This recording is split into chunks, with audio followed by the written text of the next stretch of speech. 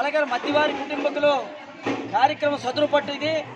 అమ్మవారికి మూల విరాట్ అయినటువంటి ఇక్కడి నుండి ఆషాఢ మాసం సందర్భంగా మరి అమ్మల కన్నా అమ్మ, ముగ్గురమ్మల మూలపుటమ్మ, పెద్దమ్మ, 14 గ్రామాల ప్రజలు కూడా కంటికి రెప్పలా కాపాడినటువంటి తల్లి ఈరోజు ఆషాఢ మాసం సందర్భంగా సారి కార్యక్రమం దేవాదాయ ధర్మాదాయ శాఖ వారి ఆధ్వర్యంలో జరుగుతూ ఉన్నది.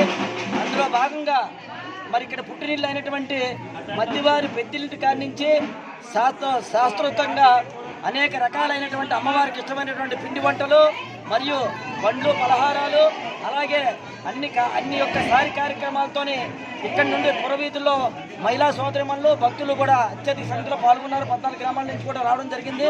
ఇక్కడి నుంచి ఆనవాయితీగా గుడి వద్దకు వెళ్ళి అమ్మవారికి నైవేద్యంగా సమర్పించిన తర్వాత తీర్థ ప్రసాదాలు స్వీకరించి మరి తదువారి మధ్యాహ్న అన్నదాన కార్యక్రమం కూడా చేయడం జరిగింది.